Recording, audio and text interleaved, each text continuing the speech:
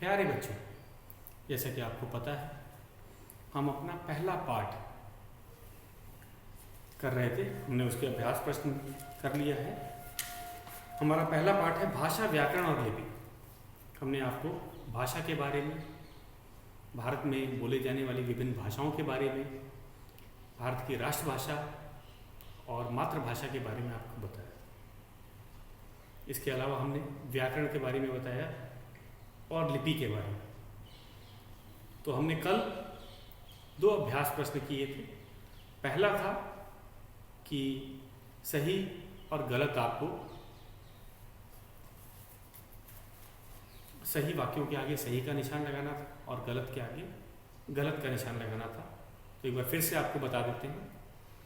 व्याकरण पहला प्रश्न का क भाग, व्याकरण भाषा का शुद्ध रूप सिखाता है, ये सही है, आपको पता ही है। हिंदी की लिपि गुरमुखी ही, ये गलत है। हिंदी की लिपि देवनागरी है, गुरमुखी तो पंजाबी लिपि है। पंजाबी की लिपि गुरमुखी है, हिंदी की लिपि का नाम देवनागरी, तो इसलिए इसे हमने गलत क्रॉस का निशान लगवाया था। भारत में कई भाषाएं बोली जाती है, बात सही है, हमने इस पर सही का निशान लिखवाया था।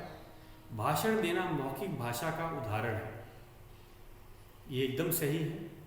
भाषण मौखिक भाषा का उदाहरण होता है। पत्र लिखना मौखिक भाषा का उदाहरण है, ये गलत है। पत्र लिखना लिखित भाषा का उदाहरण है, इसीलिए हमने आपको इस पर गलत का निशान लगवाया था। उसके बाद दूसरा प्रश्न हमने किया था राज्य और उनकी में बोली जाने वाली भाषाएं। भारत बहुत बड़ा देश है, यहाँ बहुत से राज्य हैं और हर राज्य की लगभग एक अलग भाषा ही है। तो जैसे आसाम में असमिया भाषा बोली जाती है, पंजाब में पंजाबी भाषा बोली जाती है, कर्नाटक में कन्नड़ भाषा, उड़ीसा में उड़िया और केरल में मलयालम भाषा बोली जाती है। तो आज हम अपना तीसरा प्रश्न करेंगे और ये है, हमें रिक्त स्थान भरना है और हमें इसमें विकल्प भी दे रखा है। तो करते हैं अपना अभ्यास प्रश्न का तीसरा भाग।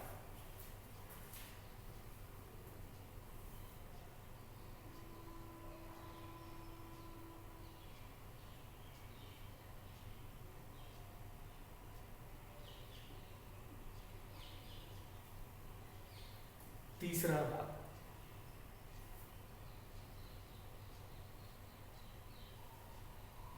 उपयुक्त शब्द से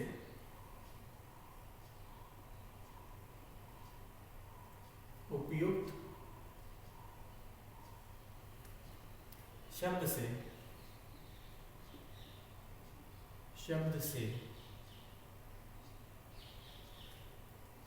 खाली स्थान को खाली स्थान भरो।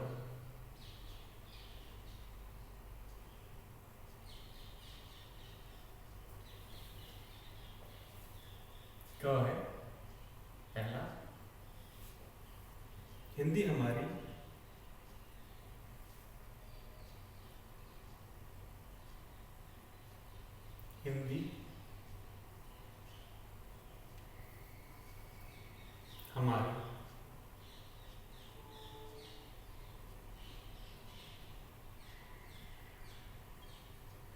रिक्त स्थान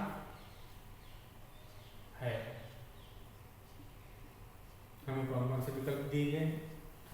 हमें 2 विकल्प दिए गए, राष्ट्रभाषा, राज्य भाषा। राष्ट्रभाषा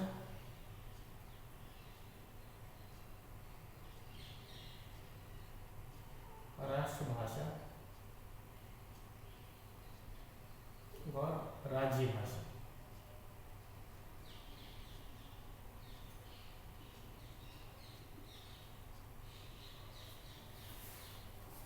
तो बच्चों, हम जानते हैं, हमने आपको बताया था कि हिंदी हमारी राष्ट्रभाषा,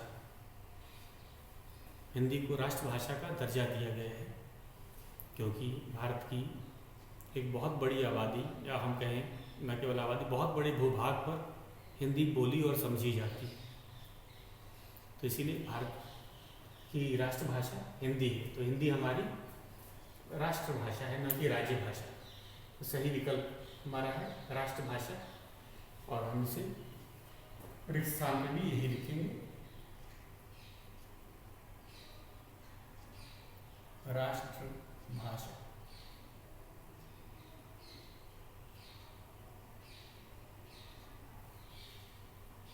ख, दूसरा है भाषा के रूप हैं 2-3। ये हमारा दूसरा है भाषा के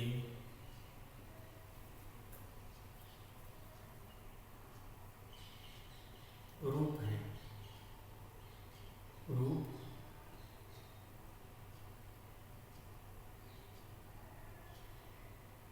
हैं। कौन कौन से? 2,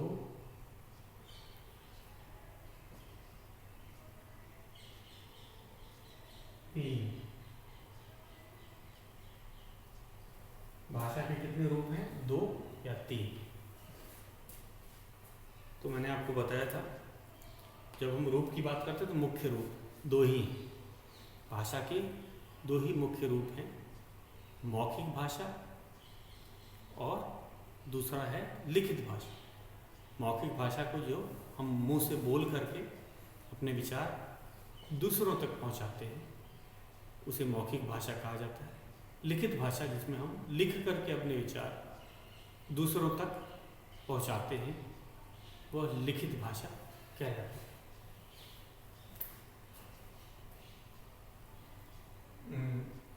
तो इसमें 2 है, तो हम 2 पे सही का निशान लिखेंगे और एक स्थान पे भी 2 लिखेंगे। अगला वाक्य, ग, संस्कृत भाषा की लिपि, संस्कृत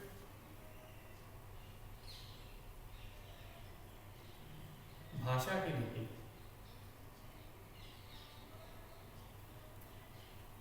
संस्कृत भाषा की लिपि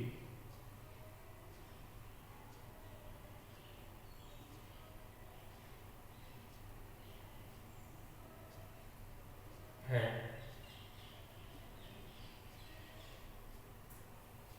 गुरमुखी, गुरमुखी,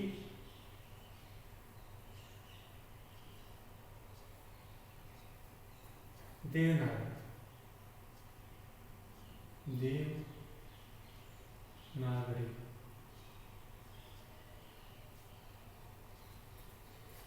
संस्कृत भाषा की लिपि देवनागरी है। मैंने आपको बताया था, हिंदी और संस्कृत दोनों ही भाषाओं की लिपि देवनागरी है।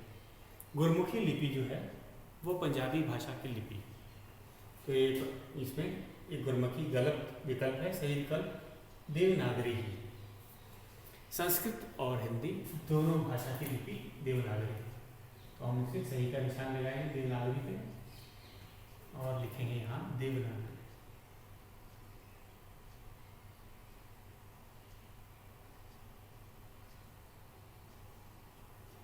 घ, घ है भाषण। रिक्त स्थान से ही ये शुरू हो रहा है। भाषा को शुद्ध रूप से बोलना और लिखना सिखलाता है।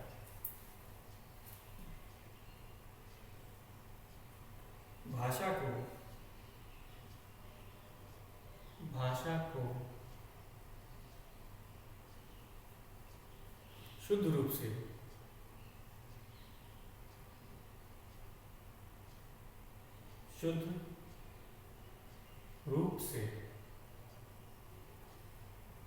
शुद्ध रूप में बोलना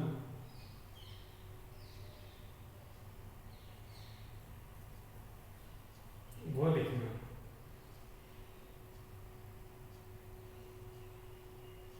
लिखना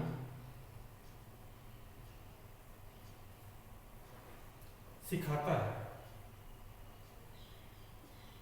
सिखाता है। तो इसके अंदर विकल्प दे रखे हैं, शब्द भंडार और व्याकरण, दो विकल्प हैं इसके। शब्द भंडार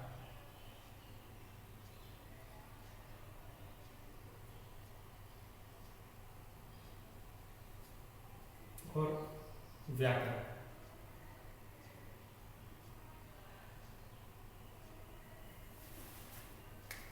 भाषा को शुद्ध रूप से बोलना और लिखना सिखाता है, ये किसका काम है? व्याकरण। मैंने आपको बताया था व्याकरण ही हमें किसी भाषा की शुद्ध रूप का ज्ञान कराता है। शुद्ध रूप का ज्ञान मतलब बोलना और लिखना। बोलना का अर्थ यहाँ से उच्चारण से, तो सही विकल्प है व्याकरण। तो हम व्याकरण को सही का निशान लगाएंगे और यहाँ पे व्याकरण लिखें।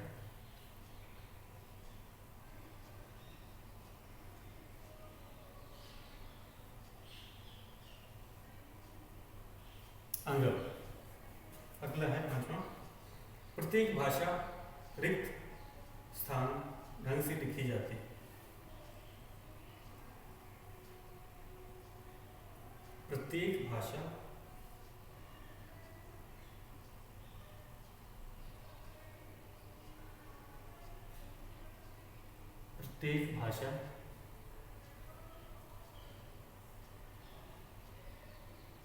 ढंग से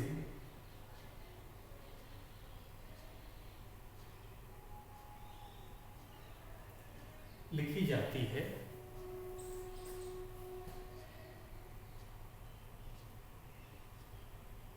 लिखी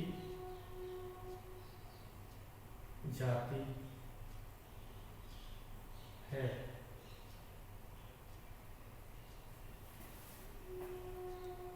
अलग समान विकल्प है, अलग समान।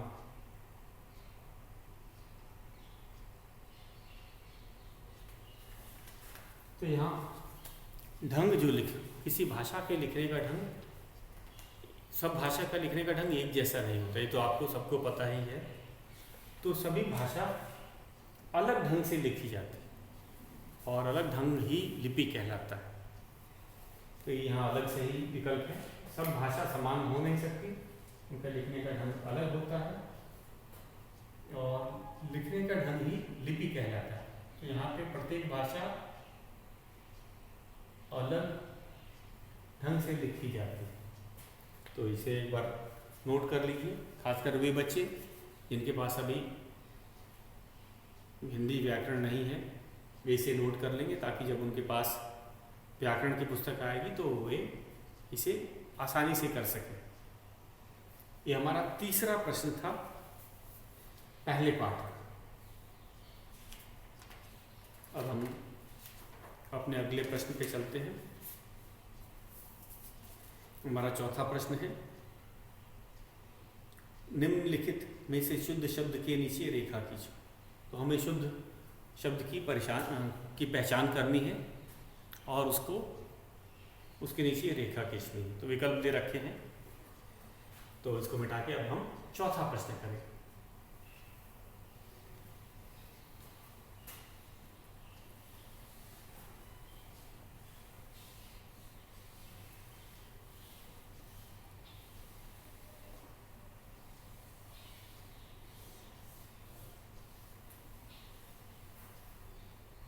चौथा प्रश्न, प्रश्न 4,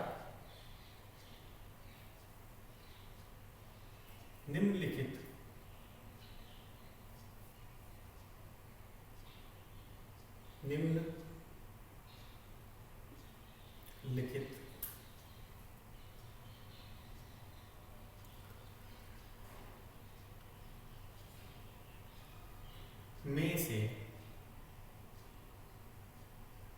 में से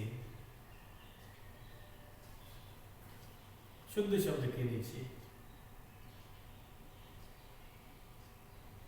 शुद्ध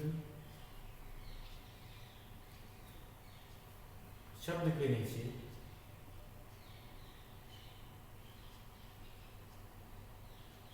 के नीचे रेखा खींचो।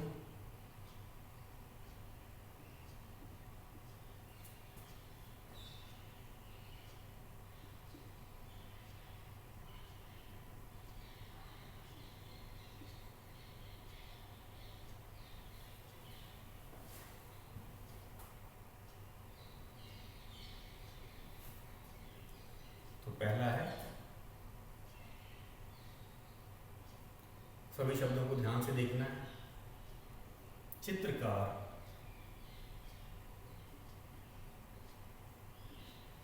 इनमें से एक ही शब्द सही है। चित्रकार, उच्चारण से भी हमें इसका अंदाजा लग जाता है। गलत शब्द का चित्रकार, च में बड़ी ई की मात्रा। चित्रकार, चित्रकार,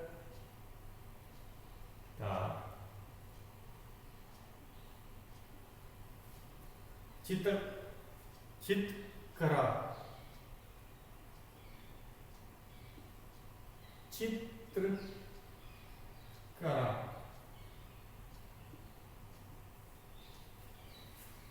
तो ध्यान से देखते हैं। सही शब्द पहचानने के लिए न केवल हमें देखना होना चाहिए, किसी भी शब्द की पहचान करने के लिए शुद्ध है कि अशुद्ध है, न केवल देख के हमें पता चलता बल्कि उच्चारण से भी पता चलता है। ये सबसे बड़ी पहचान होती है। तो चित्रकार, चित्रकार, चित्रकार, चित्रकरा। तो हमें पता चला चित्रकरा गलत है, चित्रकार गलत है, चित्रकार गलत है, चित्रकार होता है। च पे छोटी ई की मात्रा होती है। तो पहला ही शब्द हमारा सही है। तो हम इसके नीचे रेखा खींचनी है। तो सही वाला शब्द ये है, इसके नीचे हमने रेखा खींची। ये बहुत आसान है, सही शब्द की पहचान करना है। आगे अगला है ख,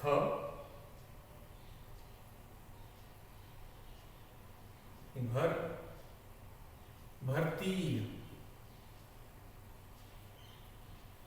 दूसरा है भर्ती, पहला भारतीय,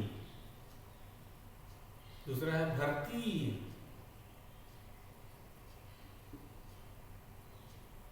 तीसरा विकल्प है भारतीय, भारत से शब्द बना है तो भारतीय। और भारतीय, भारतीय, ये भी गलत है। तो उच्चारण से ही हमें इसका पता चल जाएगा। तो व्याकरण का जो शब्द विचार है, मैंने आपको बताया था पढ़ते समय कि व्याकरण का जो शब्द विचार है वह हमें सही शब्द की भी पहचान कराता है। उच्चारण की दृष्टि से भी हमें सही शब्द का पता चल जाता है। यहाँ तक कि गलत उच्चारण करने वाला गलत शब्द लिखता भी है। आपने देखा होगा कि जो गलत उच्चारण कर रहा है तो वो गलत लिखता भी है। तो इसमें शुद्ध कौन सा है? भारतीय सही है। भर्तिया, भर्ती, भारतीय ये गलत है। तो शुद्ध के नीचे हम रेखा खींचें। ग, क्या है हमारा?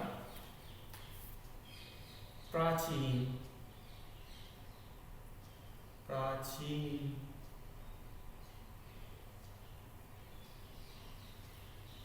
प्राचीन, पराचीन।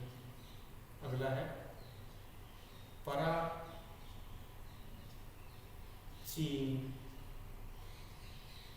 ये भी गलत है। प्राचीन, प्राचीन।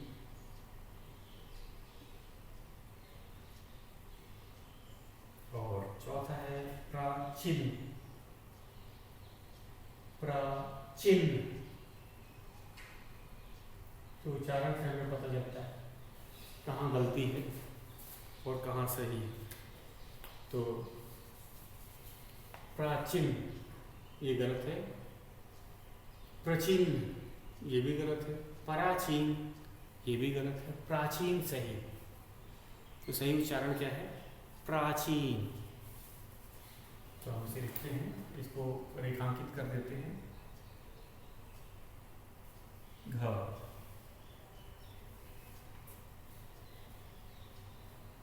है सहायता,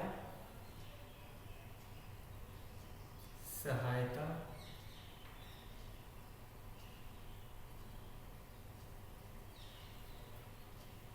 अगला है सहायता, सहायता।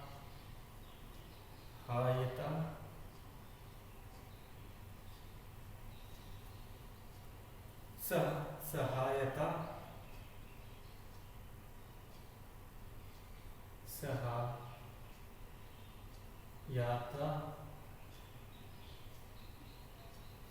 सहायता, सहायता,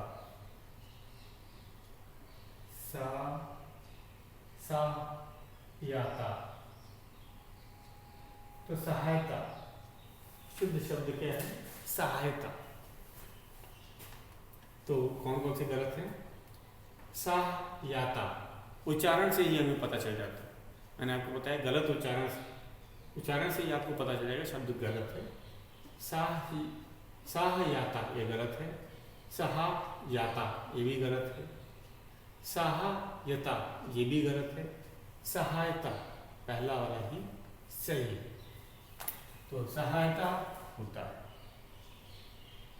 तो इन चौथे प्रश्न में हमने क्या किया? शुद्ध शब्दों की पहचान की। किस विधि से? उच्चारण विधि से। याद रखिएगा, उच्चारण से ही हमें अशुद्धि का भी पता चल जाता है। अगर कोई गलत उच्चारण करना सीख जाता है तो लिखता भी गलत है। अब आ जाते हैं हम लोग अपने क्रियाकलाप के प्रश्न। अपनी दोस्तों की सहायता से अपना नाम भिन्न भिन्न भाषाओं में लिखना सीखें। दोस्तों के नाम और उनकी मातृभाषा की सूची बनाएं। ये बहुत अच्छा प्रश्न है और इसे आपको स्वयं करना है। मैं आपको ज़रा इसका करने का तरीका बता देता हूँ। तो आपने ये चौथा प्रश्न भी कर लिया। इसी के साथ हमारा ये पाठ पूरा हो जाता है। लेकिन क्रियाकलाप अभी इसका बहुत ज़रूरी भाग बचा हुआ है, जो बच्चे बड़े जोश और उमंग के साथ करते हैं, क्योंकि ये उनके करने की चीज़ है। तो अब मैं चौथे प्रश्न के बाद क्रियाकलाप के प्रश्न की तरफ बढ़ता हूँ। हमने अभ्यास प्रश्न को सारे कर लिए, तो अब हम क्रियाकलाप के प्रश्न करेंगे।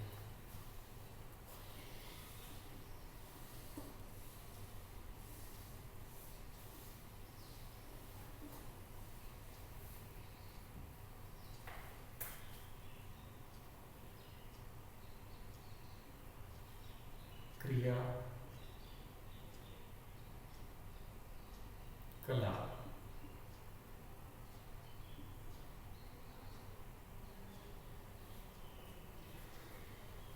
एक तो आपको पहला है इसमें भाग कि अपना नाम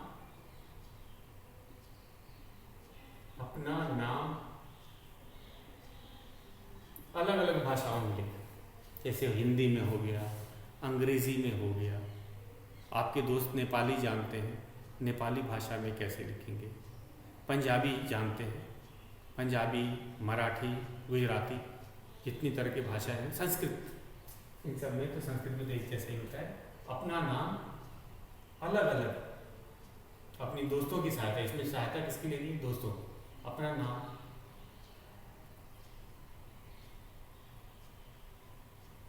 अलग अलग भाषाओं में, अलग अलग भाषाओं में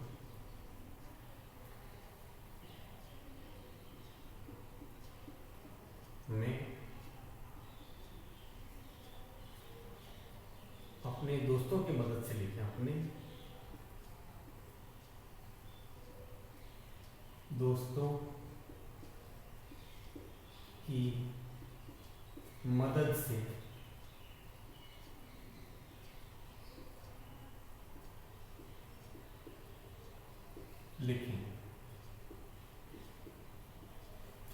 अपना ही नाम अलग अलग ढंग से अलग अलग लिपि में लिखा जाएगा। जब आप अंग्रेजी में लिखेंगे, रोमन लिपि में लिखेंगे तो अलग आएगा, देवनागरी लिपि में लिखा तो अलग आएगा, पंजाबी में लिखा गुरमुखी लिपि में तो अलग आएगा।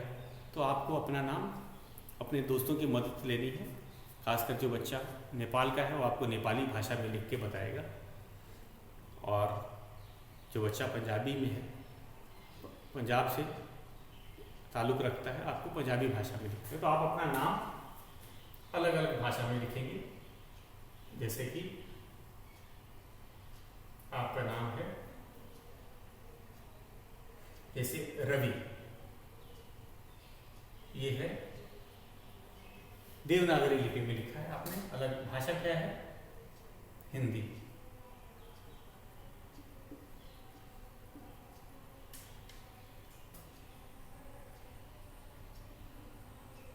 रवि अंग्रेजी,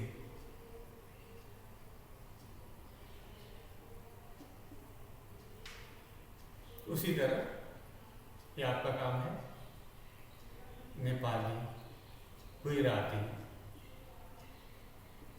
बंगाली, अलग अलग भाषाओं में आपको लिखना है अपना नाम। ये बहुत आसान है और बहुत इंटरेस्टिंग है, आपको अलग अलग लिपियों का भी ज्ञान मिलेगा कि नाम तो एक है, अलग अलग लिपि में अलग अलग ढंग से लिखा जा रहा है। दूसरा है अपने दोस्तों के नाम और उनकी मातृभाषा की सूची बनाना। तो पहला प्रश्न तो बहुत आसान है, आपको अपना ही नाम अपने दोस्तों के मदद से अलग अलग भाषा में लिखना है। और दूसरा है अपने दोस्तों के मातृभाषा की सूची बनानी, आपको अपने दोस्तों का नाम लिखना है। ये दूसरा प्रश्न है, ये भी बहुत आसान है, आपने इसे नोट कर लिया। इसे आप ड्राइंग शीट में कर सकते हैं, इसको ड्राइंग शीट में करना है और मुझे ईमेल पे सेंड करना है। तो आप हम चलते हैं अपने दूसरे प्रश्न क्रियाकलाप का। अब चलते हैं दूसरे प्रश्न पे।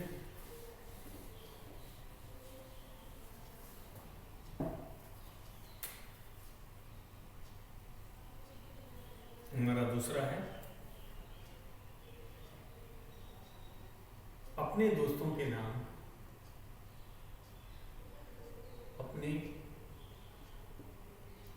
दोस्तों के नाम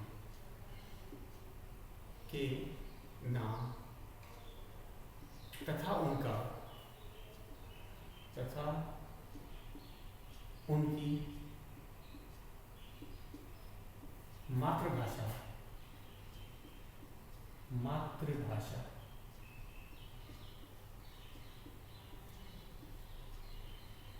लिखें।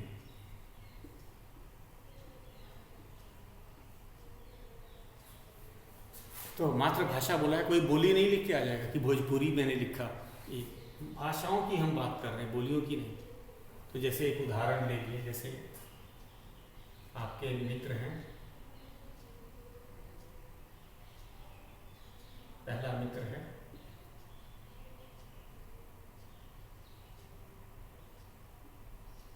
रोहन थापा।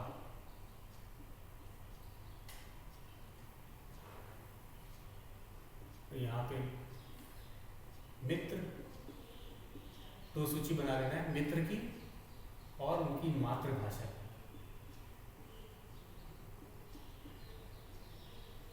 मित्र और उसकी मातृभाषा की। तो रोहन थापा की मातृभाषा है नेपाली, तो आपको अपने मित्र की ऐसे लिखना है। दूसरा मित्र है आपका, उसकी मातृभाषा लिखनी है। उसी तरह आपको कम से कम 5, 6 या 10 दोस्त हैं, उनके मातृभाषा लिखिए। और आज के लिए यही आपका गृह कार्य है। तो आज का गृह कार्य आपको मैं फिर से दे देता हूँ। क्रियाकलाप के प्रश्न जो मैंने अभी आपको दोनों बताए, इसे ड्राइंग शीट पे लिख करके पूरा करें और मेरे को ईमेल पर सेंड करें। तो आज के लिए बस इतना ही, कल हम शेष करेंगे।